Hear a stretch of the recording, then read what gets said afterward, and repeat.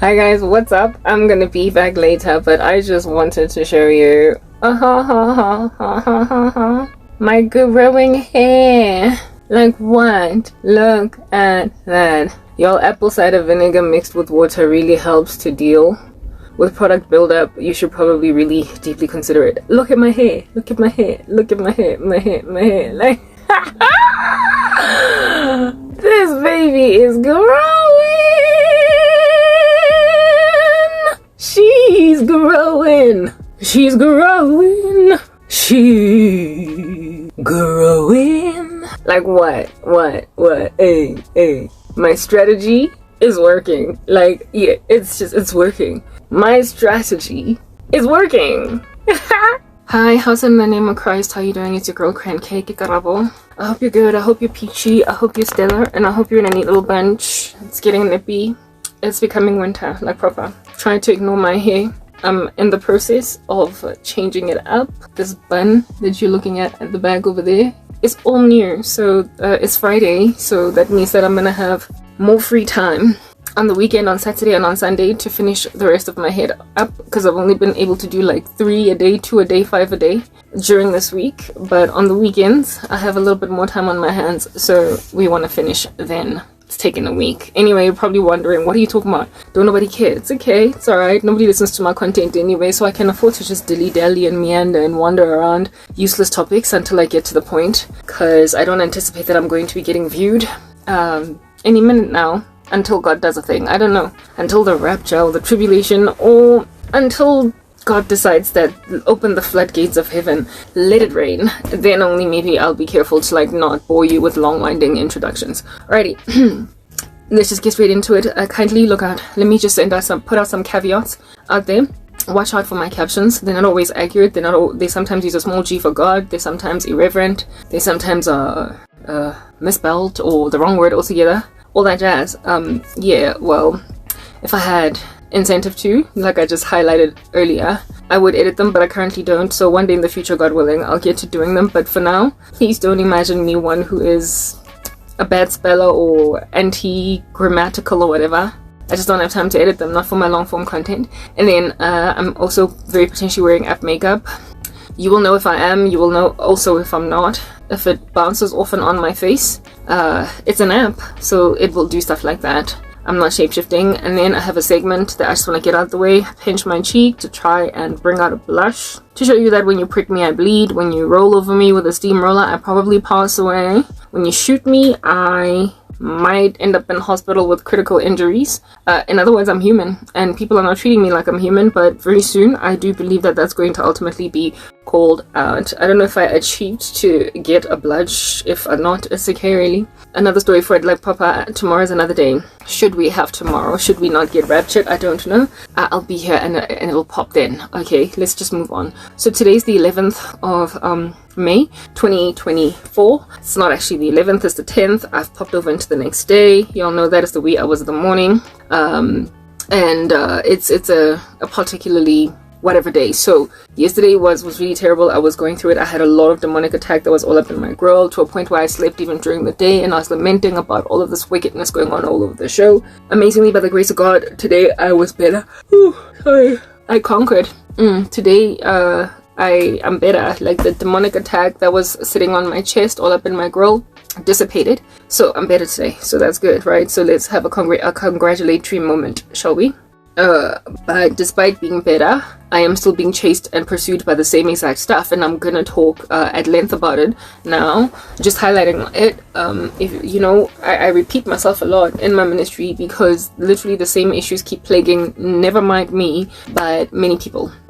So I guess it's necessary therefore to reverberate them, to highlight them, to continue to raise the issues. It is necessary. Anywho, so y'all, yesterday I was speaking about all of these men with their korobela and their insistence on taking women that don't want them, and because this stuff is spiritual and therefore has the appearance of anonymous, they anticipate that they can just keep going back to the drawing board. They become especially violent and narcissistic with witchcraft, because witchcraft is hard to detect. Okay, And I spoke about how it is that by any means necessary, they're prepared to do this thing. Well, today I was corroborated. I was given a corroboration. Actually, it wasn't even today. It was, okay, I guess it all counts as yesterday. It all counts as yesterday. It's totally still yesterday because I was still awake, but it feels like today. You get my point. Anyway, whatever. Yeah, before I went to bed, just when I was like uploading my shorts, right? After uploading my shorts, sorry, I saw this like thing on YouTube that made me click on it. Like, yeah, a video that was uploaded by a brother in Christ, Vision Unsealed. I spoke about him the other day.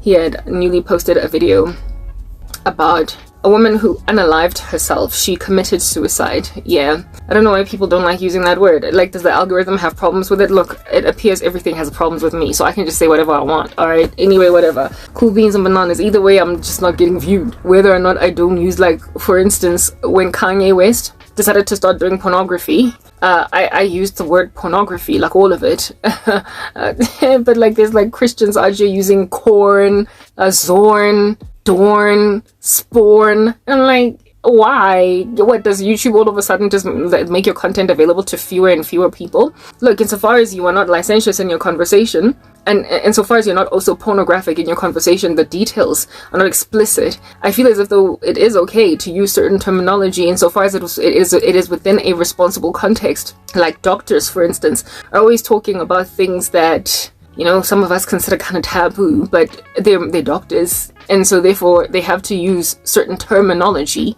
in order that they might understand one another instead of just shying away from the word. Like the word for a woman's nether regions, the V word, is just such a big fat taboo to be utilized by people in this world, so they would much rather call it all different kinds of weird stuff, while doctors just call it exactly what it is because they're within a professional space. So I just feel as if though if you are within a professional context, you can just use full terminology. If you are doing a video calling out a person for starting a pornography site, it's not like you are describing explicitly what happens therein. You're just making mention of the fact that some human being is out here starting a pornography site. Yo, I don't know. Look, maybe the algorithm does have a glitch and a twitch about it. Perhaps it's AI and it's practically reaching singularity. I don't know. So therefore, can't nobody trust it. So you gotta use the word corn.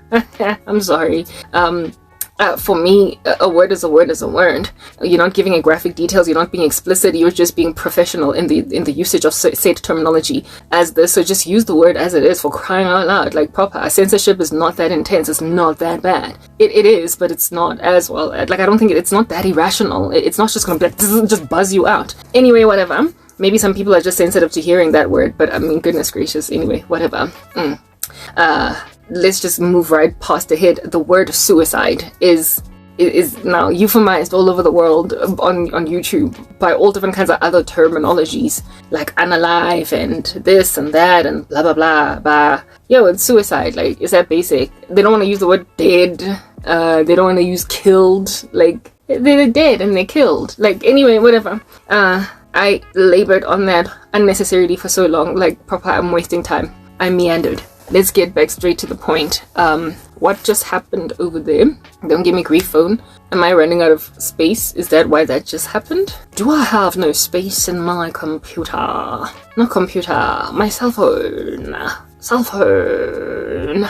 Is there no space? Nah, there's space here. I'm pretty sure there's space. I deleted the other day. Like, proper, there is space. I did not see what I just saw. It's paranoia. I'm gonna keep on talking. Shall I?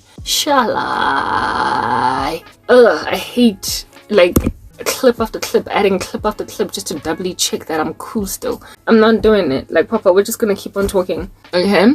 My content is uploading over there. I'll stop recording then, yeah, when it's done uploading, and then I upload the remaining 15 parts. Let's just talk about a situation, this whole thing that I have been lamenting about with ungodly men insisting on being with God's daughters. Let me just not make it about men, but ungodly people insisting on being with God's people. I did, like right now I'm doing shorts from long form content where I spoke about this particular topic. Yesterday, same story. Did shorts from long form content where I spoke about the same topic. It's like it's largely what I just keep talking about. The pursuit of God's children by ungodly people and the disastrous outcomes.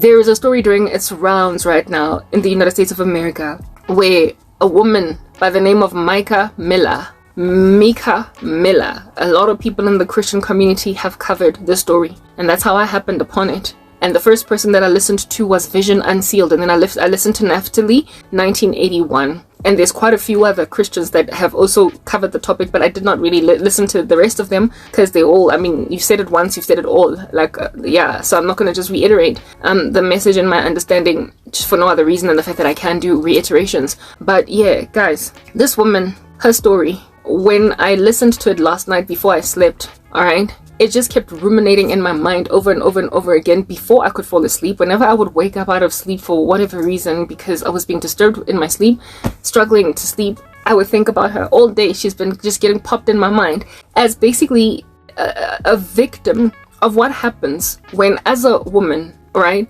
likely maybe as a man, but we tend to be the ones that suffer the most abuse as women under these ungodly people. When you marry somebody thinking that they're godly, and then they just show you like flames. I'm gonna be back.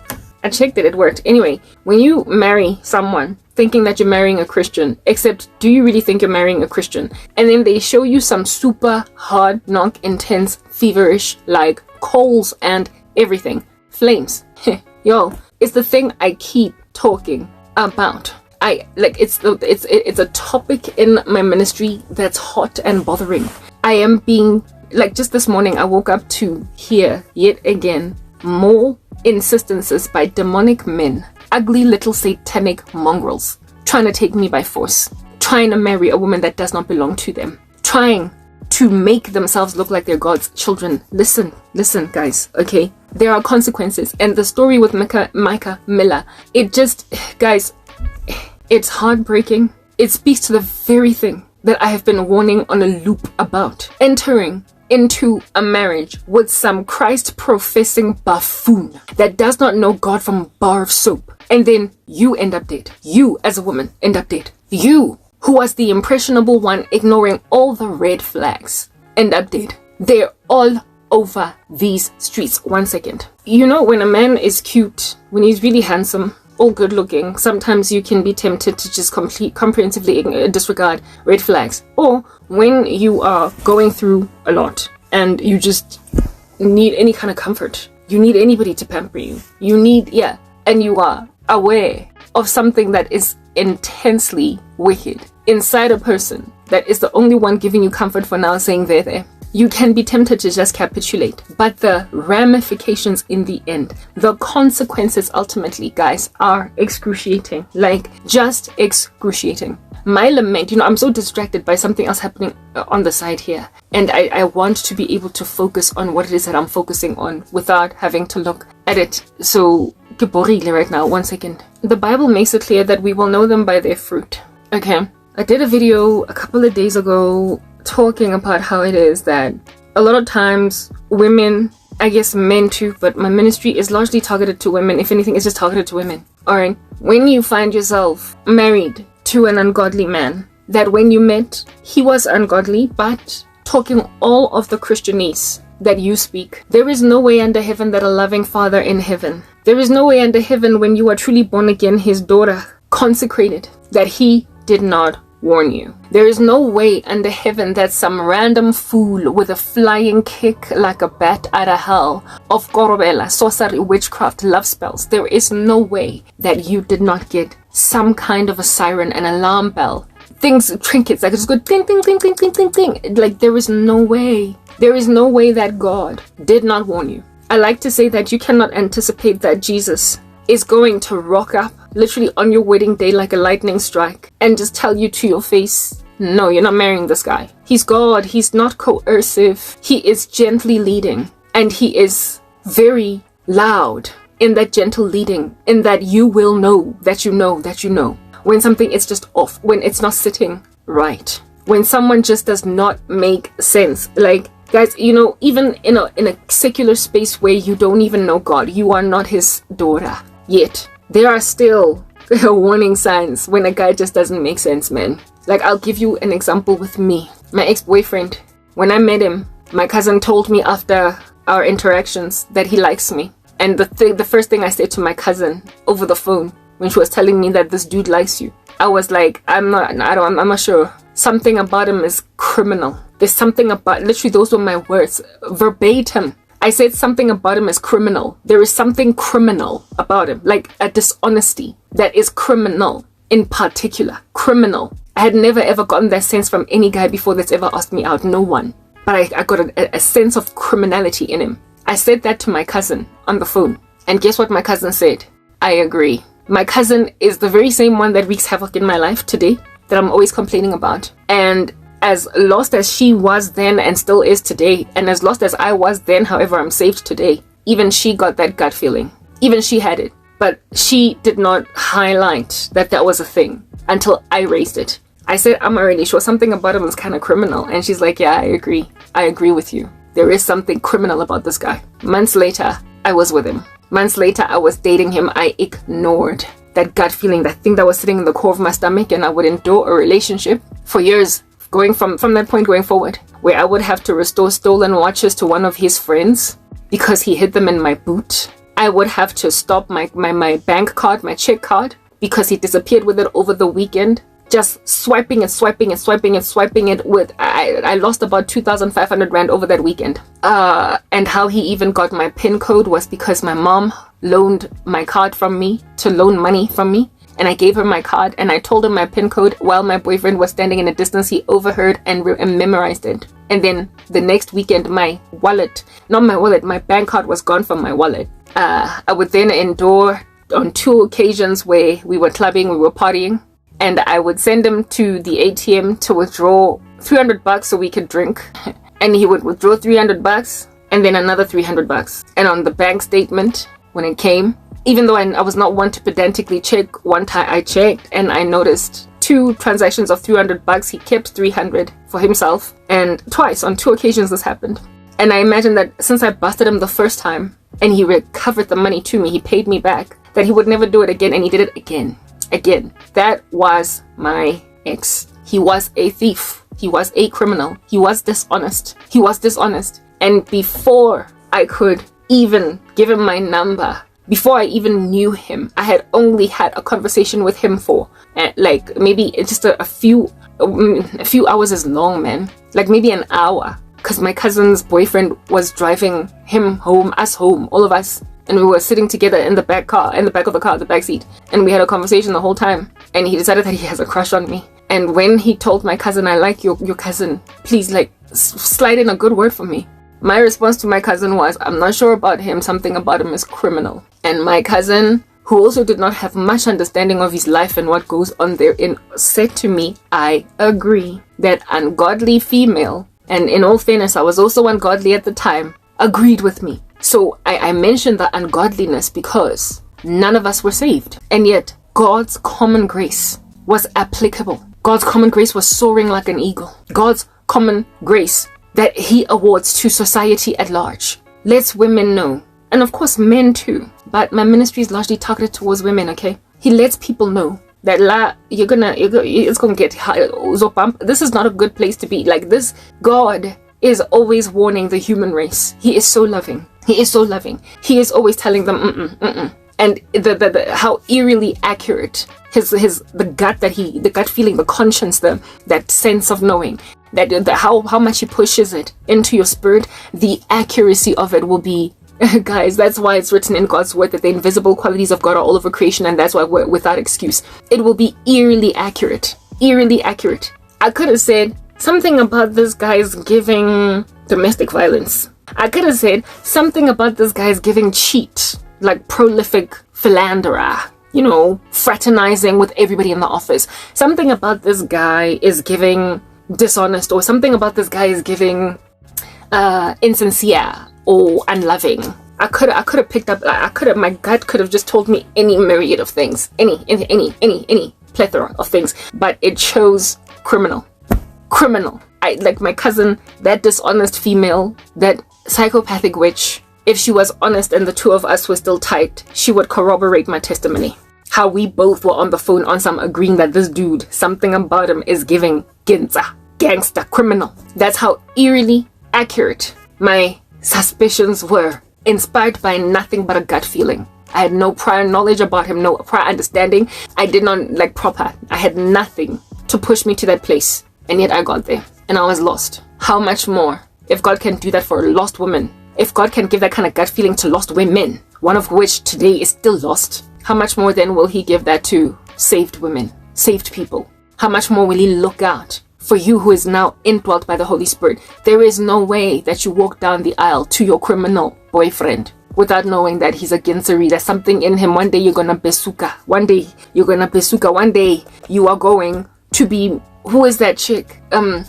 Megan Good out here talking about how you gonna be ride or die to a man in prison because you're in the music video. You're 21 Questions with 50 Cent. You out here visiting a man in prison. And you're like, yeah, I'm gonna always love you, because you are romanticizing being ride or die to a dastardly beast that's going to make a perfectly classy woman go to a correctional facility to go and like literally visit some irresponsible buffoon that made a decision to break her heart, put her in her lonely life because she's in love with a man that's behind bars. Like, yo. You know, women, when we are falling in love, we romanticize all different kinds of nonsense. And me personally, I have a problem, generational curse. I've got a generational curse. I don't have it anymore. I'm born again now. I'm redeemed, set free. He came to set the captives free. Hallelujah. Chains have been loosed from me. But my mom. I'm sorry. There are two boyfriends of my mom's that I remember that we used to go and see in prison. Besuking. Archie sending some bananas and peaches. Like, and she's taking her kids with, like, proper. So, like, yeah. At the time, I didn't think anything of it because we were young. Very, very young. Very young. Like, as in like primary school age. Both my older sister and I. Too young to be wondering. But why is mom still with this guy? She met him when he was out roaming the streets, hopping like a kangaroo, free as a bird. And then somewhere along the way, the guy gets arrested. And then we would travel. One guy was put in maximum security. It was so far. It was so far. Like, you know, when a criminal is so gangster that they don't want him just here at Aikenhof. They don't want him just here at Sun City. Where you can just, you know, take a 5-minute drive, a 15, a 20-minute drive. Nah, where you have to literally leave the province. I'm getting hot from laughing. You gotta get out. You gotta get out of, what do you call this? You gotta get out of the province. You have to leave Johannesburg to go see your prison love burn. My mom used to go there at least once a month. And when we would go, literally it would be like, I'm sorry to laugh. Like, we would, like, and she would ship us with, my older sister and I were always with her. The way it was so far, this joint, this prison, this maximum security prison, it was like an island. It was like Devil's Island in the movie Papillon. Like when criminals are so extreme that they've got to put them far. It was like Robben Island. You gonna die there or you gonna swim and try to get to shore and get shot trying to leave. Like, you're not getting out. Like, you're not leaving. Because where you gonna go? Like, there's nothing but dry, arid, patchy land. Like, desert.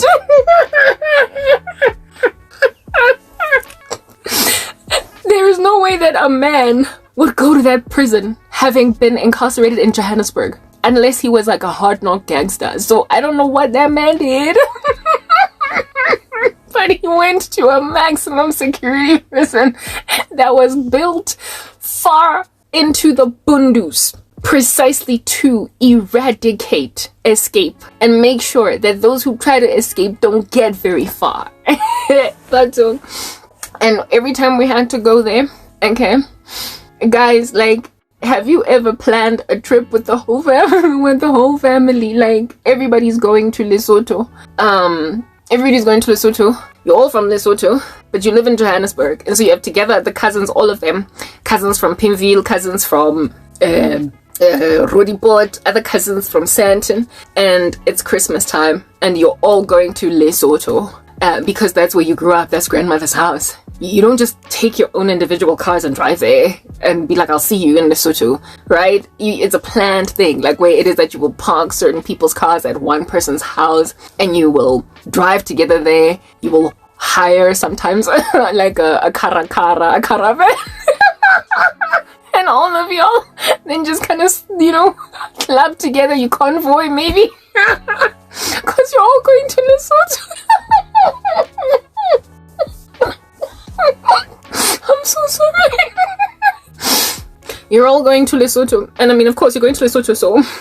Like, guys, how many of you have ever gone to, like, Sun City? Like, guys, I'm sorry. Like, this is my... Like...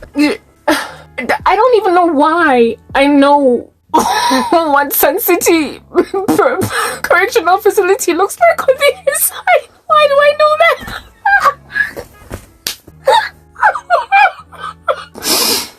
Okay, I need to switch off the electric blanket because it's getting really hot. Listen, okay. Let's talk about this one prison. The name of it was Modabi. Yes.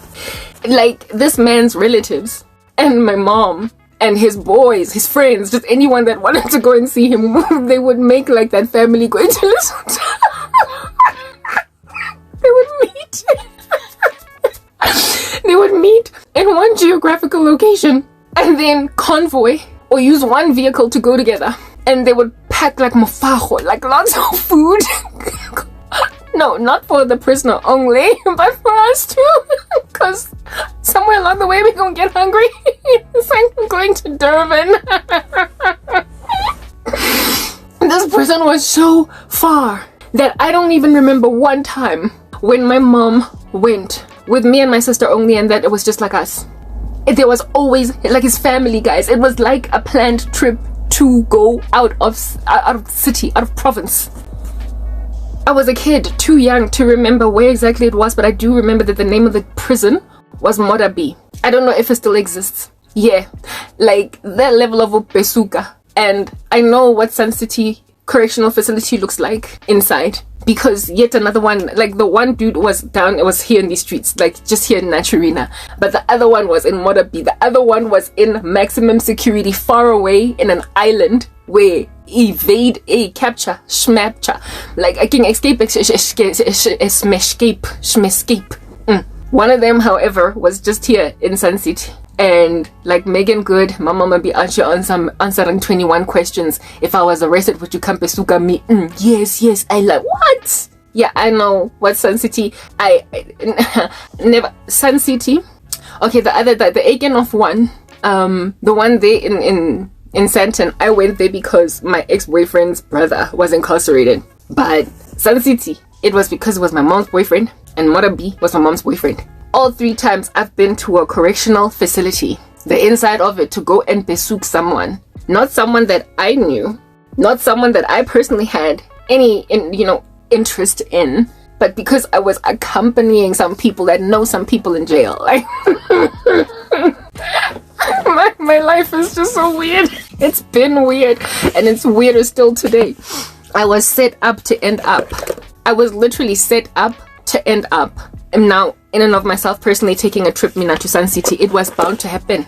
Because even the one where I was going to Aikenhof, I've been there twice to go and see my ex's brother.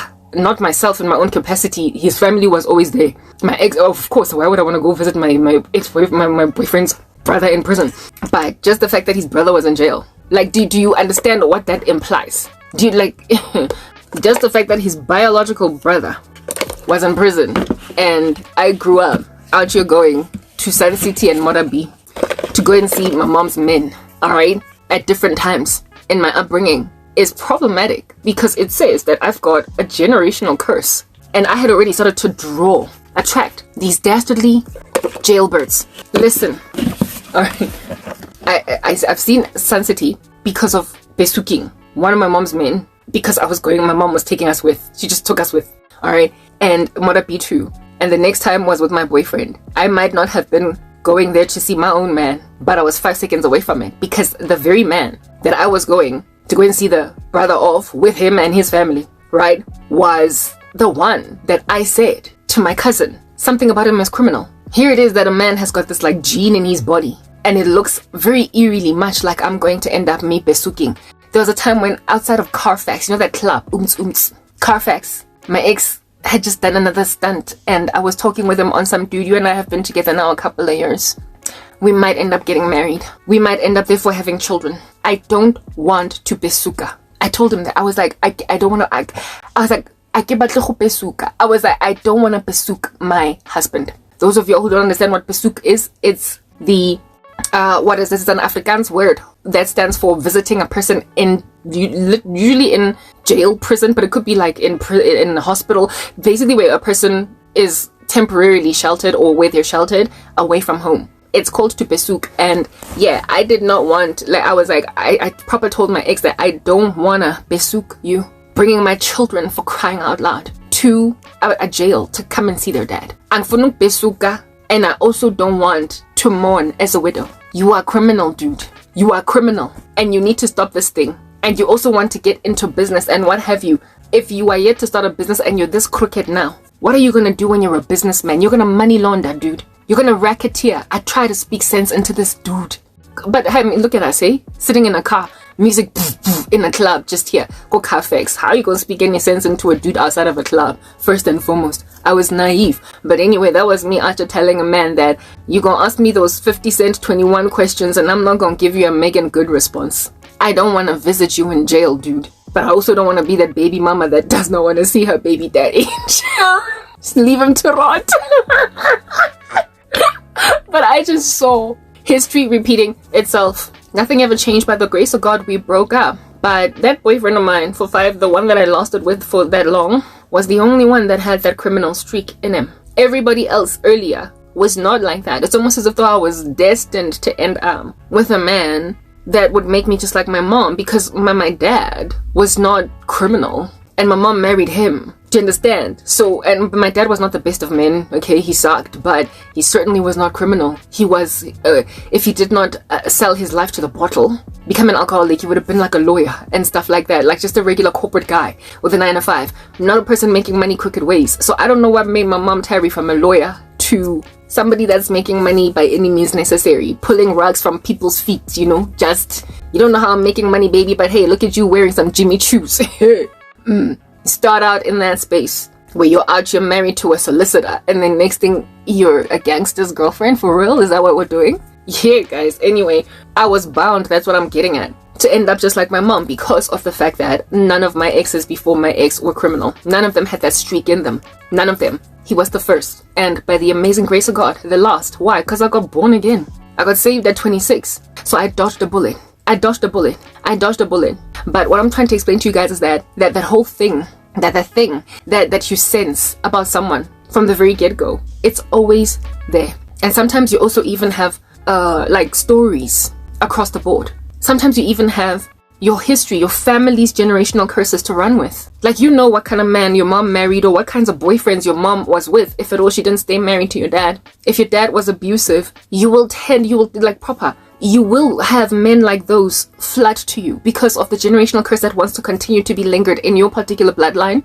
And it is your prerogative to run from it, to flee, to make sure that you don't end up exactly what it is that your parent was. So if your dad never used to slap your mom silly, but they got divorced, and then next thing your mom's boyfriend, when you were like 13, is out here hitting your mom in front of you. That happened with me. Like proper, like, you know, like a violent man that out here is laying hands on your mom and you don't know what to do. You don't know what to do. You're a kid. All you can do is scream and stand in the way and try to make sure that this guy does not land a punch in your face, but he's hitting your mom.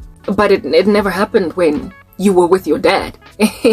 Yeah, that tells you the trajectory of bad dating decisions that you will make if you don't seriously consider what God has to say about you, who you are in Him, and what you must wait on Him for. You will start with some dude that's a cheat, but he'll never lay a hand on you. And then the next one will slap you because you found him cheating.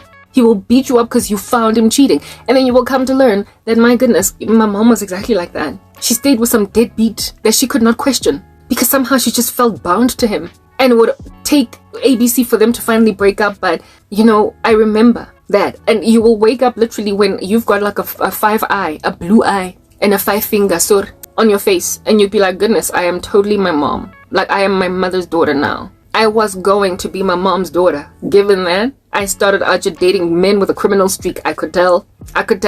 And that same thing is still to this day pursuing me. These dastardly men that make their money in a shoddy way. They're dishonest. They're criminals. They're occult practitioners. In their waking life even, they're criminals. They don't just do crimes in the occult. They don't just do human sacrifices. They don't just do what do you call this, like money transfer rituals where they're stealing people's stars. They also are actively racketeering.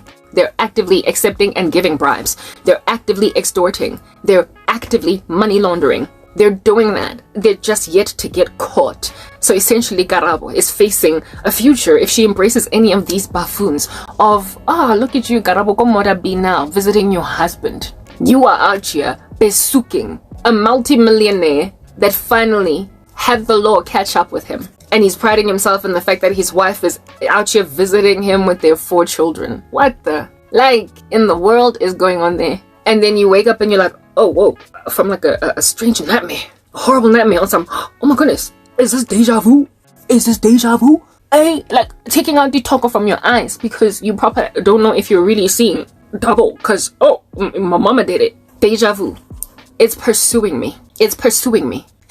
But this is not about me. This is about my Camilla, and it is about you, who is likely in that position. There is no way under heaven that you're gonna end up in a marriage as a consecrated, blood-bought, born-again believer in the Lord Jesus Christ with a man that is that dastardly without having been given the intensity of gut feeling that I had on the first day that I met my ex, to a point of telling my cousin something about him was criminal. And I still dated him. I lingered 5 years. He showed me flames within the first couple of months, and I stayed another 4 years. I should have left early. That day when I found those watches in my boot. After fighting his friend.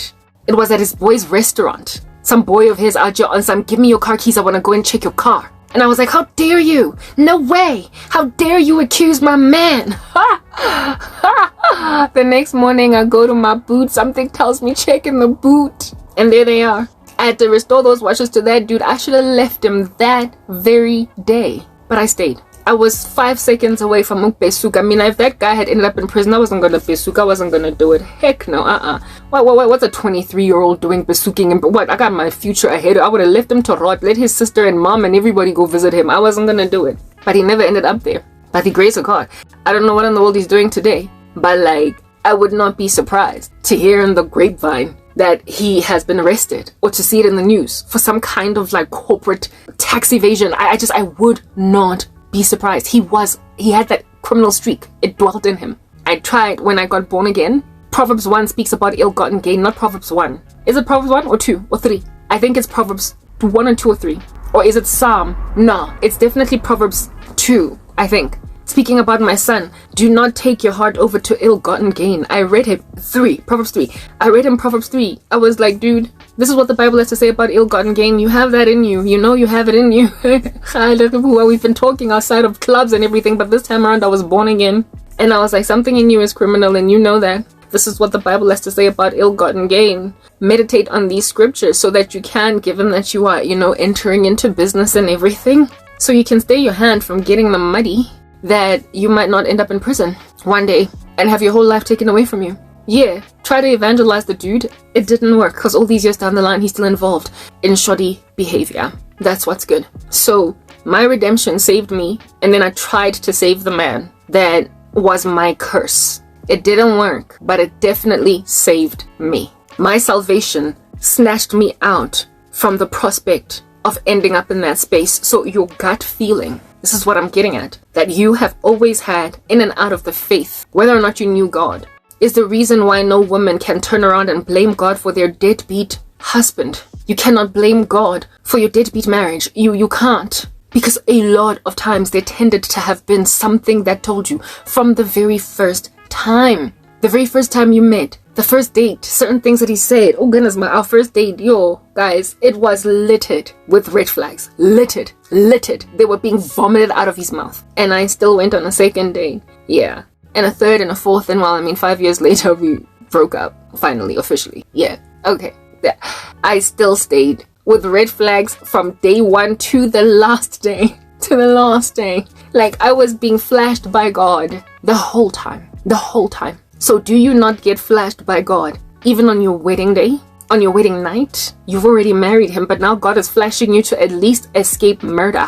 To at least escape suicide. To at least escape, like proper, when God is still flashing you in a marriage. God hates divorce. But if God is busy flashing you in a marriage, it says this place is so dangerous that I don't want you here. That I do not want you here, because if you stay here, you're going to end up in a casket. You're going to end up dead. When God is still giving you a sirens inside a marriage, dude, then of course you ignored them before then. You ignored them voluminously before then, but he still cares enough for you to at least save your life. To at least save your life. The Holy Spirit leads us into all truth. That's what's written in God's word. When you get born again, when we get saved, the Lord makes it clear that we are not to be unequally yoked with unbelievers. Okay? If at all you have any respect for your faith as a Christian, you will respect that decree. So if you make a determination as a godly woman that you're not going to be married to a man that's ungodly, of course you're going to avoid the dude that's still in the club, the dude that's still drinking it up a storm of drunk, the dude that's still out here snorting lines of cocaine, the dude that's still out here philandering, asking all the girls in the school out. You're going to avoid him. You're going to avoid the guy that's obviously irreligious, the guy that is obviously unbelieving. You're going to avoid him. No matter how cute he is, the Casanova in the office that every girl is flirting with, that he's flirting back with, but then that every so often looks at you and winks, you're going to be like, oh, whatever, no. Because he's obviously unbelieving. It's easy to avoid the obviously unbelieving. It's easy. It's easy. No matter how cute he might be, there was a guy like that at MTN. He was tall. He was, I used to like to say about him, the way that guy was so handsome and so graceful. In the way, gracious, in the way that he walked, that he did not walk, he used to glide. I used to say that guy never walked, he glided. And my colleague and I used to essentially gossip him before my redemption on some, oh my goodness, who is that dude? Everybody, he was a black man, tall Ghanaian, glorious monstrosity, okay? That was just walking around. Even white women were out just spazzing over that dude. Everybody was sweating, fainting, okay, about him. We came to discover that he was married, and so it was like hands off type thing. However, this dude, every single body was women were throwing themselves at him. Total alpha male. So you would imagine that if a dude like that all of a sudden is like, all the girls in the school playground, I don't care about them, it's you again. When a guy like that, when never mind everybody's spazzing over, but in and of yourself you also find him attractive. Like I said, I used to think that he glided when he walked. He didn't walk, he was gliding, because you could not even identify when one foot landed and then the next foot stood up and landed again. He was just so smooth. That guy, he was gliding. Beautiful, beautiful, tall man. Okay? Yeah, but then I started working, they reshuffled our departments, and his team was moved to our floor. His team was moved to our, never mind floor, but section of cubicles. Yeah, type establishment thing, and he was just right there. He sat just right there, you could see the back of his head from where I was sitting. And the activity, his behavior was just so, it was a turnoff. He was such a flirt. He was such a Casanova. There was one woman that used to sit right opposite us. Right, these were our desks, and their desks were right in front of us. Yo, this girl, she would invite him to her desk and basically pull out a chair for him, and she would be twirling on her chin, while this guy was right there. And it turned me off so exquisitely, considering he had hinted that he wanted to holler at me. He wanted to talk to me. He had sent me gospel tracks and everything, gospel hip-hop music, because he found out that I'm Christian through some other chick in the office, as well as through my blog and what have you. First and foremost, I knew that he was married, but then one of his close chick friends in the office was one of my close girlfriends, and she told me that he got a divorce from his wife because I guess she was boring, proper. That was the only reason. She was boring, and he was always encircled by all of these flirting randos in the office, and he just felt like she was not career focused enough because she was a stay-at-home wife, and that thing was for him just taxing. So he left his wife for that. I was unbiblical reasons for divorce, for crying out loud. He is a red flag. Move on. So my decisions about this guy had already been made, but he did try to take me for a wife now that he was divorced from his wife, and my mind about him had already been made, given that I had made observations about him in this Casanovic capacity in the office, the flirtation right in front of me with this chick in his team, however, sitting in this particular area. of their department. And also, what is this? Just a disregard. It's almost as if though he was actively trying to make me feel, given that he was so flirtatious with this chick like right in front of me, that look, I'm so desired by all these other women, so therefore look at me. And for me, that was a massive, massive, massive turn off. But the guy had a Christian blog. He wrote Christian stuff that was entirely heretical and unbiblical, and he was trying to take me up.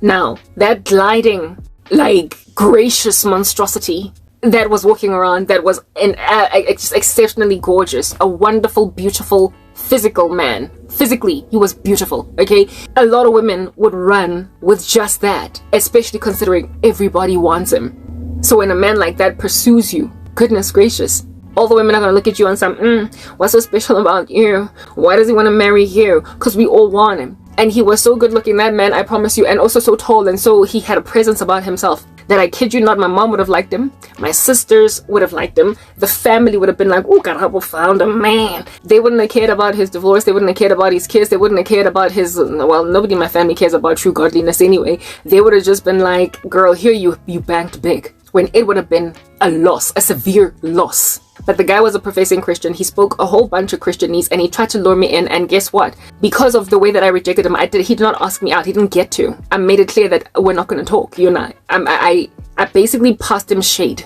to make it clear that if you try to hit on me, I'm going to reject you. And for an alpha male with that kind of personality, there's no way that he was going to go in for the kill where it is that he was going to fail. Shortly after, my hints that this is never going to happen between you and I, no matter how much Christian material you might send me in a USB, trying to make me see where you're coming from, and also sending your friend to talk to me about how it is that you and I would make sense and whatnot. He's some female friend of his from another department. After that, he got embittered and made a decision that he's going to curse me into oblivion. He was one of my biggest afflictors from MTN with sorcery of that nature. It was dark. It was excruciatingly satanic. It's almost like he belonged to this guy, to a coven, right? He wasn't an amateur. What I'm trying to explain to you is that his sorcery was not amateur. It was not amateur. It was not just a little stupid Skorvela spell where you dream about being in strange, erotic situations with some weirdo that you didn't like before. That's amateur sorcery that a person goes and visits a sangoma to do. This guy's sorcery looked like it was supported by a coven. And, oh, guys, when I saw it, I didn't even understand it at the time, but I just brushed it off. There were guns involved. There was my life involved, essentially threat to it for refusing him. There was lots of coercion sexually in it. And, he never got to get to me, but he was trying to humiliate my reputation. And then after I lost everything, after I got fired from my job, I had, without cause, if you've been listening to my story, you would know what's going on. I then got a dream where it is that I saw the guy basically being like, I'll take care of you. I don't care that you've lost your job. I don't care that people don't like you, or that, basically you're being reviled. And, he liked me that much. His feelings for me were that strong that after I lost everything, I got a dream where he came to me in a dream and he was like, I'll take care of you. And in that dream, one of my siblings was so jealous of him wanting me anyway. And I looked at him and I was like, but this is who you are. And I'm not trying to be with you. And on top of that, I'm in love with someone else. I actually was in love with someone else at the time. So he then left me after that, alone after that. I have not seen sorcery from that dude ever since. He left it at that after I lost everything. But one thing that is certain is that he was prepared to take care of me after I lost everything. I did not lose everything because of him, though.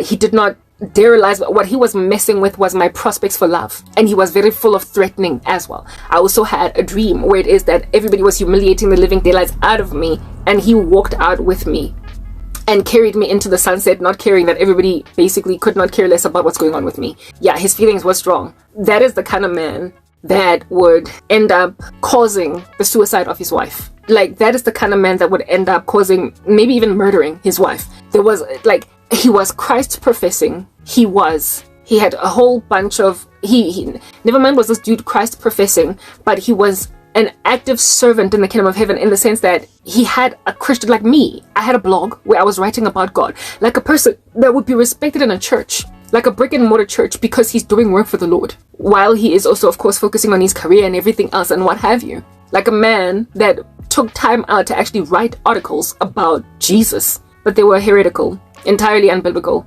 altogether. That's what, yeah, I read his blog. That's what I'm getting at. I read his blog, and as well written and as beautiful as his blog was, it was irrelevant because it was heresy.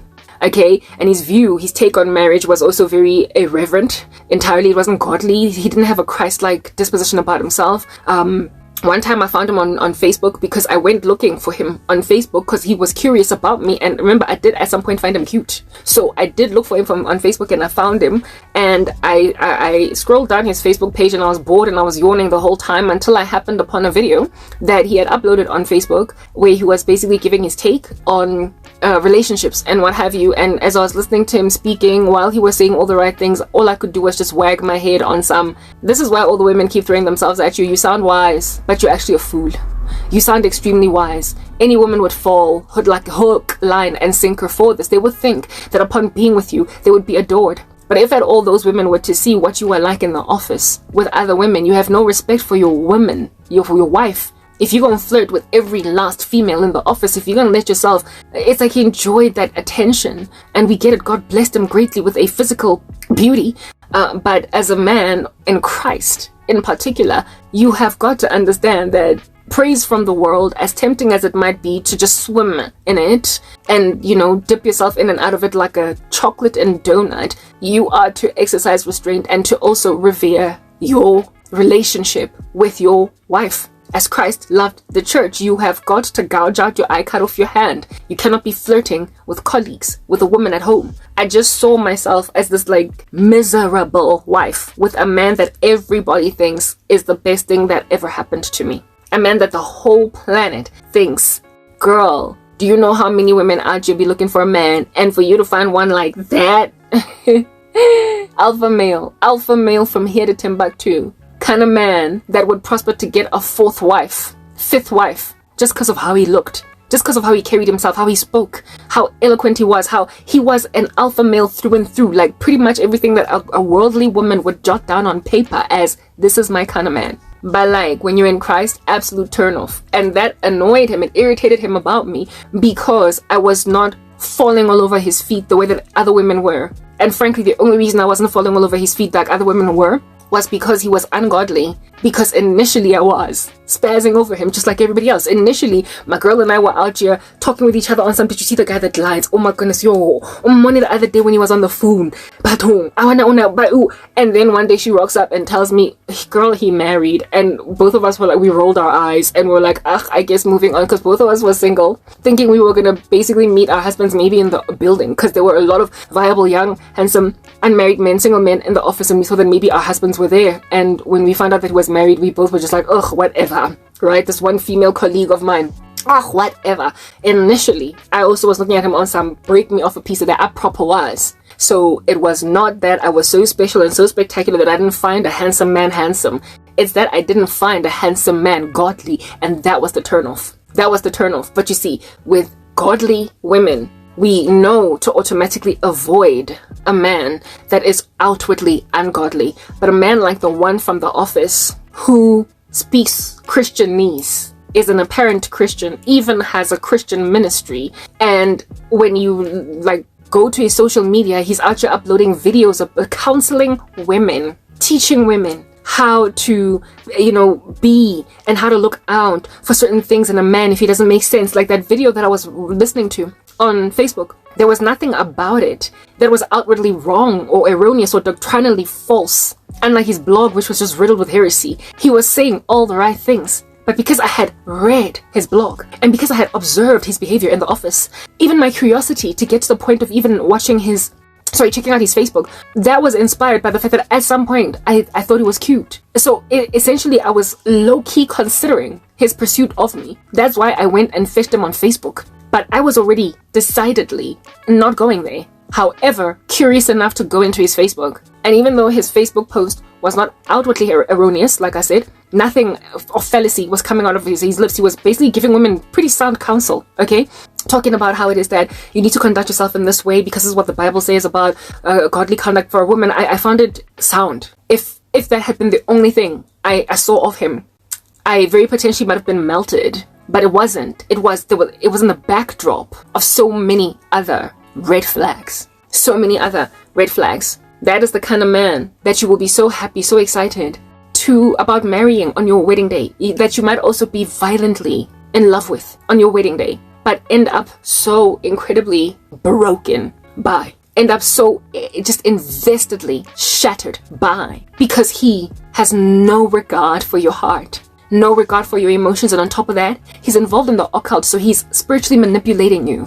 And then you learn, this is why you got a divorce. You were like this to your ex too. Like, you know when you think you're special from the ex-wife, until the two of y'all start to basically become kindred spirits in your experiences with a man, that's when a lot of women get sobered. That basically feel proud of being with a man that left another woman for them. They become kindred spirits somewhere along the way. They find out why this was messed up. They find out that that woman was not just a bitter broad out here upset because a man left her, but that she was just as feverishly afflicted as you are.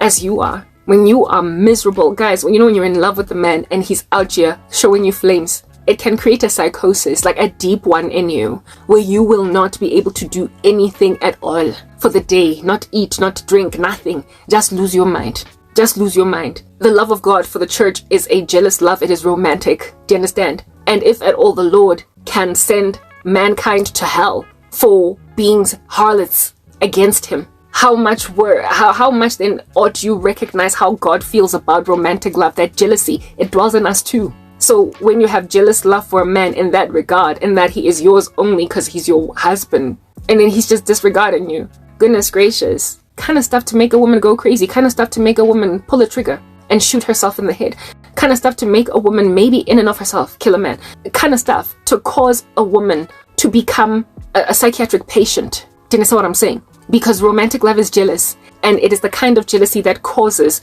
mental illness when it is not in a healthy space, when it is not regarded as worthy of being respected. If a man that you are jealously besotted with does not love you the way that Christ loved the church, it can drive you to insanity, maybe murder, or maybe suicide. And that's what happened with Mika Miller. Do not marry an ungodly man, even if as he walks, he doesn't walk, he glides. Even if he speaks such excellent Christianese that sometimes you might be made to twitch and glitch and disregard God feelings, guys. God feelings that dwell in your members, stuff that you could pick up very early on. The dude from MTN, even before he tried to pursue me, I'd already seen the red flags, and I was already avoid. My ex-boyfriend imagined him criminal. Let's now talk about the guy in America. Me and this drawing of these criminal men, goodness gracious. That one was a flat out like jailbird. He had been set free because of coronavirus. The prisons were not socially distanced sufficiently enough, and so they let the bugger go. California, that's the state he's from. Y'all know everybody crazy there. That's what's okay, not everybody, I apologize, but quite a lot of people are crazy there. It's the state where there's a whole bunch of purge laws where they have basically made it illegal for certain crimes to happen. Like, instead of one night a year, it's 365 days a year. So it's just become quite cantankerous over there. So it is no wonder that, it's just let a whole loose cannon free out in the wilderness. And I got brought into that space by my belief that he was a recovered criminal. In other words, he was a man that once was lost and now he's found, and so God has cleansed him from his former ways. Let the thief no longer steal. You get my point, that's what the Bible says. Let the fornicator no longer fornicate. Whatever. So I imagine that this was a thief that was no longer stealing, a murderer that was no longer killing, a destroyer that was no longer destroying, just like his father, the devil. I actually accommodated a man that was out of jail. So it's bad enough that my ex-boyfriend had a criminal streak and actually committed crimes against me and crimes against other people that did not press charges. So that's why he eluded prison. I not only went from that to a man that eluded prison, had never been in jail, had no criminal record, to one that was from jail. I mean, do you see how I was actually becoming my mama's daughter? I was becoming my mother's child in the worst way. Coddled out here in the crib from birth, to be the good girl that's always besooking some dude in jail. The whole time when I was with that guy, the Lord kept on telling me that you are going to visit this man in prison. He wanted to move to South Africa, and God was telling me that you are gonna end up seeing this guy in jail. He is still a criminal. Uzo besuka, just like your mom. You will besuka a man. You will go and visit a husband in prison. The whole time, there was never a time, from the moment the moment I was chatting with this guy, red flags. They were flying all over my grill, all up in my face, even giving me a paper cut. These red flags. And I ignored them until God made him so rude. God made him manifest such hard-knocked demons that there was no way under heaven that I could stay in there. And on top of that, I tried to reconcile and he ghosted me. He ghosted me. And then during the season of ghosting, I got over him. And then when he tried to come back, I was like, ew. I also suspected richly that he was involved in sorcery because the Holy Spirit was telling me, but I was ignoring my gut. Do you know what made him manifest hard-knocked demons? The fact that I was fasting. We went into a fast. The two of us, we were fasting for our future. And during the fast, because I'm born again, truly some demons only come out with fasting and prayer. He couldn't help but manifest demons. He was not truly saved. I was saved and I was fasting. And during my fast, he was just out here. What do you want with us, son of man? Out here bringing out a legion and a sister girl. And it was so bad. What whipping he got as a seventh son of Sceva from his demons for trying to be in the presence of the Holy Spirit, that he shot himself in the foot by ghosting and continuing to add insult into the injury of a woman that he couldn't afford to ignore. And then when his demons subsided and calmed down, because the fast was long over now, he tried to come back using witchcraft, using all different kinds of stuff. He even went and took an HIV test and it came back positive because he was a fornicator. He was still busy sleeping around. It was a one-night stand that got him infected. What is this? After he got out of prison. It was not even before. So he was healthy in prison, so he was better off staying in jail. He might have served his time and come out actually truly saved. Prison was probably the best thing for him, because there he was giving himself some self-delusion that he's born again. Man, always in the Bible, all that jazz. He spoke a whole bunch of Christianese, but the red flags were all over my face from the get-go. Here it is that a girl is out just gliding in mama generational curses, accommodating yet another bandit, properly not even seeing it for what it is. You gonna be out here going to Sun City prison and Mora be the modern version, wherever he finds himself.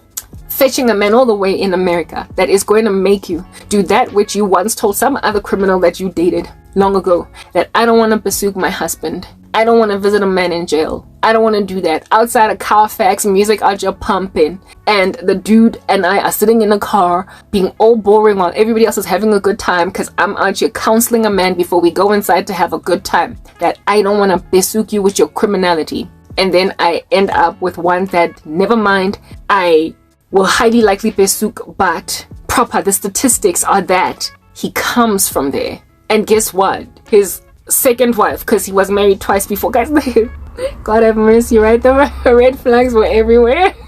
He was married twice. The second wife, the first time he was in and out of prison. The first time when he went to jail, to prison, I do believe that he went there because of domestic violence against her, but he would not confess that fully when I was probing further, deeper into it. And she felt bad and she would besook him, and he was there only for 2 years. And she would keep on going to him every however long, going to go and see her man, baby this, baby that, taking his daughter, because it was his daughter, not hers, to go see dad and everything, because the guy was coming out. He gets out of jail and then he gets himself in trouble again. And the second time around, she was like, I'm not doing this.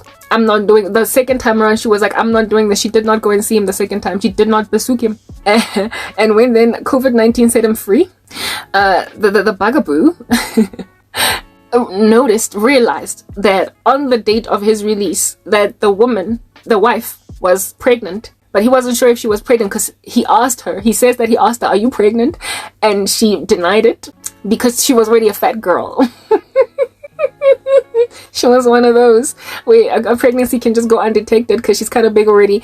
And until like a baby came out, and it was actually in the grapevine that a baby came out. It like proper. So that's what then caused him to get a divorce, because she went and had 2 children by 2 different baby daddies, because she did not think he was ever coming out, which makes me wonder how long was he supposed to go for, because she literally wrote him off. And she told herself that she's got all these, like, biological clock is ticking. She did not even bother to get a divorce while he was in jail. Like, she was just like, I'm not doing this. Like, I'm not doing what, like, do you want me to just sit around waiting for you? You want me to I'm a woman, I've got needs, and like I said, biological clock is ticking. I'm not gonna wait here until I'm menopause. And she didn't have any children of her own. She was busy out here taking care of his daughter. And she was like, I'm gonna go. Like, I totally get why that woman did that. He was that level of irresponsible. So just in the same way that chick went and besooked him the first time, then the next time decided not to, I was in that pathway. I was in the line of fire for that. to basically be a woman that Archie tries to counsel a man to make sense. The first time around, I'm having his back and what have you. And then he just keeps going back to jail. Just keeps going back to jail. Like, that dude was worse. He's the worst man I have ever been with. Worst man I've ever accommodated. And guess what? I accommodated him as a Christian. What are you doing, Karabo? I was sorrowful. I was in pain. And he provided for me. That guy reeled me in with provision. Do you understand? I was poor. I was bankrupt. I was going through a lot. I didn't have basic needs. Stuff was just falling apart in my life. And this dude gave me, he was American, so it was also dollars, a lot of money. And that provision made me feel pampered, comforted, catered to, loved as a woman. And it caused me to have feelings for him. It caused me, because nobody was loving me, nobody was caring for me. And it made me think that this was a criminal that was, what do you call this? No longer, let he who steals no longer steal. I imagined he was he who stole that no longer stole. I don't even know where that money that he used to give me came from. It was because of him that my car got serviced finally after years of just sitting around gathering dust. It was, yeah, that dude, as in, anyway, whatever, he provided quite handsomely for me. And I tried to stick around to basically just kind of patch things up with him. He was the one that passed me shade because I was so uncertain about him. I was so uncertain, and I kept on poking and prodding away at him, and that's what also caused him to be very rude. Like, he hated my questions. He did not want me questioning him a lot. I also wanted to ask him, how do you make money? I didn't quite get around to asking him that because he was definitely not employed. He was certainly not employed. And yet the dude would just send me transactions that are quite hefty. So, I don't know, like, yeah, he was a criminal. He was a criminal. He was, like, yeah, I don't even, like, yeah, he still hasn't gotten caught again by the state of California. But then again, they're dropping the ball quite a lot there. He ever since then has very unfortunately been the bane of my existence with a lot of witchcraft. He has been afflicting me with voodoo. He is, oh guys, this guy, he's stalking the living daylights out of me. He is crushing me to a fine powder. Crushing me to a fine powder. Do you understand what I'm saying? And I've been fighting that dude to a point of getting dark circles underneath my eyes for the past 2 years. That was when he was all up in my grill 2 years ago. And I'm still fighting him to this day. Certain of the strongholds that he afflicted me with, I have only just recently broken. And the Lord has only just recently given me some kind of breakthrough from him. But that is the kind of man that if I had ended up married to, he wouldn't have cared about my depression. He wouldn't have cared about how sad I was. He was busy with me with sorcery. He wouldn't have cared about how ungodly he was. He would have driven me to, I don't know where, guys, but somewhere not good. Just like Micah Miller, a God-professing man that is actually a pastor. The story of Micah Miller has it that a woman, a pastor's wife, unalived herself. She committed suicide. She got a divorce. She had filed for divorce. She went to a store and bought a gun. It's caught on camera and everything, and shot herself to death. This man was unfaithful. A pastor of a church. He was a pastor. Is a pastor of a church. He was unfaithful. That's why they got a divorce. They were getting one. She had filed for one. Pastor. She had done a whole bunch of videos talking about how it is that you mustn't let anybody make you feel like you're lesser than nothing. We understand God hates divorce, but you are first the bride of Christ before you are the bride of any man. She was basically complaining about her husband, not in so many words in her videos. I implore you to go and watch the story of Micah Miller. M-I-C-A Miller, like the drink. Yeah.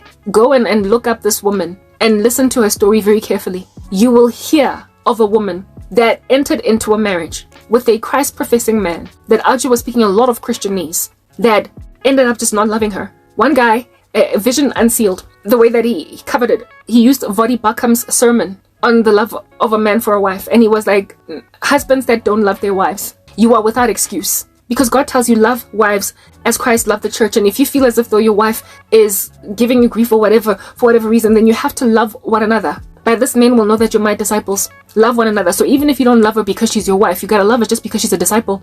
And if that does not work out for you, then love your neighbor as yourself. If at all you feel like she's so distant that she's not even a believer because you were accusing her of being apostate, you gotta love your neighbor as yourself. Love your enemy. You have absolutely, this is what Vodi Bakham is saying, I'm paraphrasing, you have no excuse to not love your wife. Men have absolutely no excuse to not love their wives. And Micah Miller died because she was an unloved woman who God married. It's written in God's word, in the proverb somewhere, that the earth shakes and it cannot bear up under these 4 things. One of them is an unloved woman who gets married.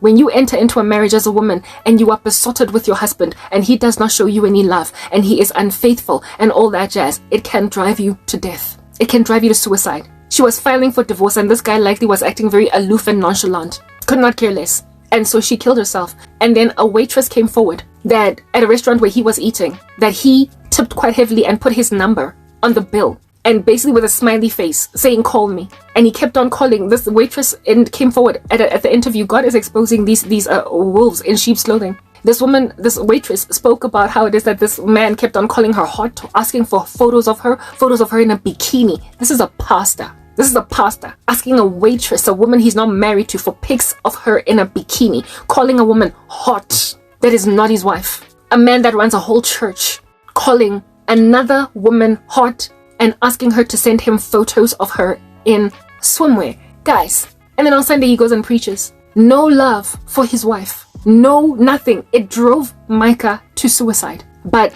I would go so far as to say Micah probably knew, and indeed there's an interview that was done with one of her friends, Micah's friends, who said that, and in this interview she was talking about how it is that her friend was telling her, thank you for giving me gentle hints during the time that I was married to him, that I was in the wrong place altogether. I just knew it. Essentially, Micah was telling her girl that she just knew that this man did not make sense at all, but she was blinded by love. Blinded by love. The very thing that I'm talking about when a man does not walk but he glides. You can be blinded by love, and his Facebook post out here counseling women in Christ and him sounding so shepherdy. Blinded by love. A man that looks so good that your mother just dotes over him. Oh, have you seen have you seen my grandson? My mother would have loved that guy. The one from MTN. The whole family would have loved that guy. He was such a leader. He used to do, every time at MTN, whenever there would be like random funny weird things going on, he was the one that was doing speeches. Like he was the one that was doing the MC. He was an MC. He was well-spoken, well-respected, well-regarded, doing really well. Great man on paper. So Papa, you would have been an unappreciative and you would have been viewed as an unappreciative and an ungrateful wife when you complain about a man that everybody loves so much. When a man is suffering severely from narcissistic personality disorder, everybody will blame you for being the naysaying, dampening wife that's always complaining, always crying, while everybody is celebrating your man. Everybody is like, rah, rah, great guy. He glides, he doesn't walk. But you know how he treats you at home, he doesn't care. Remember yesterday I spoke about Sam Smith's song, You and Me, We Made a Vow. How God uses the example of that gorgeous woman who is the wife of that dude in that music video, and yet he cheats on her with some floozy that doesn't even come close, doesn't compare. A man that's gonna go and grab a woman that surpasses them all, that does excellently, wearing fine linen and purple, a woman that is much better than them all, and cheat on her with somebody that is rottenness in the bones of a man, that makes a man want to live on the corner of a roof, that is a dripping tap, that makes a man want to live in a desert. You know that what's spoken about an immoral woman, a contentious woman, a woman that is so horrible that she's like rottenness in his bones, goes and cheats on you with a woman like that. When you are an excellent wife, who can find? But like, this guy picked you up like a rinya lucky packet and underestimated the living daylights out of you, and then cheated on you. And then when you complain, everybody's like, but like, your husband is so amazing. He's got money.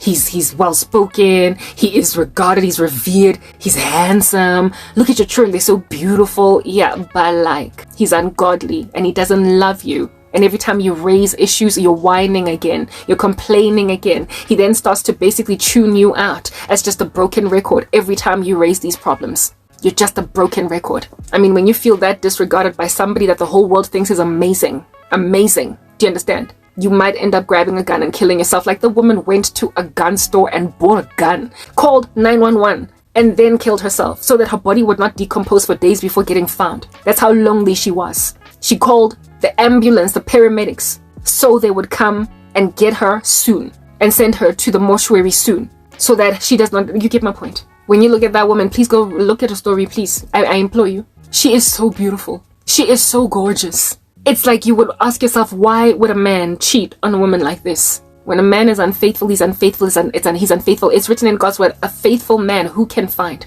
Who can find? They're rare, they're hard to come by. That's why women, you have to wait. That's why you cannot allow your biological clock that's ticking to dictate to you how quickly you get married, or to just grab anybody off the shelf because he proposed to you, or some dude that's like twice divorced. Why is he twice divorced? They always are just blaming the women. You need to wait because you don't want to end up committing suicide because the man that everybody loves is ignoring the living daylights out of you, reverse psychology, gaslighting you, treating you like you are nothing, just whining again, complaining again. A man that calls waitresses hot, gives them their number, talks like a worldly man, hot, sexy, send me pics of you in a bikini.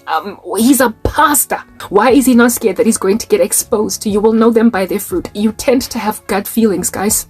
Gut feelings. And the story of Micah Miller, it just speaks volumes to the very thing that I've been speaking about right now. You think I'm foolish, me, Karabo. At 39, I'm turning 40 this year in just a couple of months. Being single. You think I'm foolish because I've passed up. Essentially, this dude from America, there's another one in South Africa that wanted to marry me years ago. There's presently a horde of satanic men that are out there on some, you are dumb.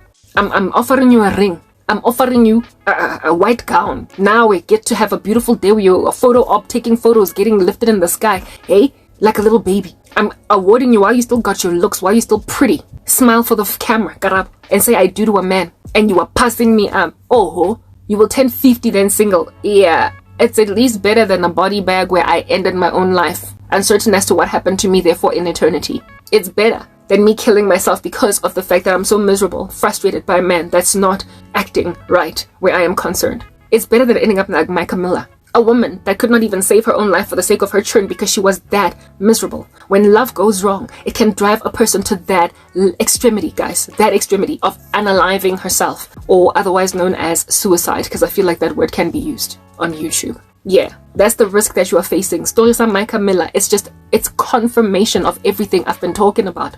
Like that woman when she was busy talking about God, speaking about how it is that she's first the bride of Christ before she is the bride of a man. And videos of her even popped up in these coverages of her suicide.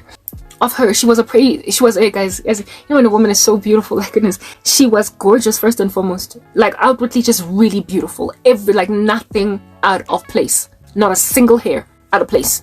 Okay? That's the first thing. Physically, exceptionally gorgeous. And then just the pure soul that you can listen to just by listening to her testimonies, the videos that she was uploading online, highlighting even, the Bible says that love covers a multitude of sins. She tried to hide the fact that her husband was abusing her by using all different kinds of metaphors. She was using all different kinds of different language to conceal. She didn't say it verbatim, and she didn't say it in exactly those words that I was being abused, in order to protect a pastor of a church. And then, listen to this, y'all know how ethereal and absolutely lovable artistic women are. She was part of the worship team. She was a musician. She was a singer. She could sing. She was a singer. She led worship in the church where she was wifey to this man. So, I mean, imagine a woman that gorgeous, that out here also gives people goosebumps when she starts singing. What kind of a man falls out of love with that? She was still young. Not a single wrinkle on her face. What man stops loving a woman like that? It tells you that your beauty is not going to save you. Your gorgeous body, this guy out here calling waitresses hot. There's a photo of her at the beach, modestly clothed. She's not in a bikini or whatever, right? But she's wearing like, what do you call this? Like leggings and a t-shirt and holding like, I think, a surfboard. And you can tell from just that picture that she had a toned physique. She was a beautiful woman. That man had nothing missing. He had everything he needed. And this is like proper. I'm not trying to mock or diss the waitress, but she slayed even the waitress that he was busy calling hot. The waitress did not compare to her in glory. That's what I'm getting at. That's how beautiful this woman was. And just like that, snuffed off from the timeline. Just like that. Because some man wouldn't love her. But hey, he was a pastor. He spoke all the right things. He was respected by his congregation. And even when he delivered the news of his wife's death, he was just like, my wife is dead. She killed herself. She had mental illness issues. It did not give any kind of appropriate response or appropriate communication about something very grieving like that. Something so bereaving. And also the waitress that came forward with the understanding that she gave to the news media also said that she connected the dots between her and him somewhere along the way. And then she asked him, so what's new? What's new? What's sufficed in your life? And he said, nothing new, LOL, literally shortly after his wife had passed away. And that's when she was like, these are red flags. I am not calling this guy ever again. That is a man claiming to be of God, professing Christ, however, does not know him from a bar of soap. And that's what happened to his wife. So women, when I say, listen to your gut feeling, because you tend to be given, even if you're not born again, but more so are you likely to be given it by God? That warning when you are saved, when you are consecrated. I am not warning you right now about guys that are obviously worldly. Like the dude is in the club every weekend. Duh.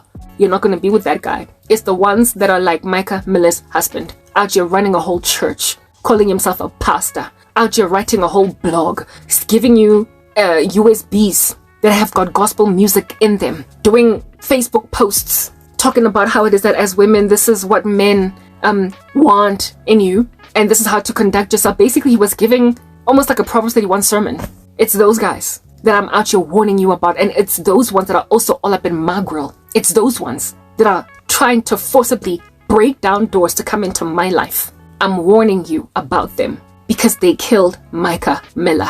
God-professing men that don't know God from a bar of soap, but that insist on some of the baddest chicks in the kingdom of heaven. You will commit suicide, do you understand? Because of that man. Or you will in and of yourself kill. Or you will lose your mind until you're in a psychiatric hospital in a stray suit. Be afraid, be very afraid, flee. I was on my way to being Micah Miller, but God snatched me out of that situation because I was fasting. Why under heaven would you walk down the aisle to a man that you feel so strongly is going to hurt you? You tend to know on day one, so by the time you are walking down the aisle, you're just wasting yourself. You're squandering your future.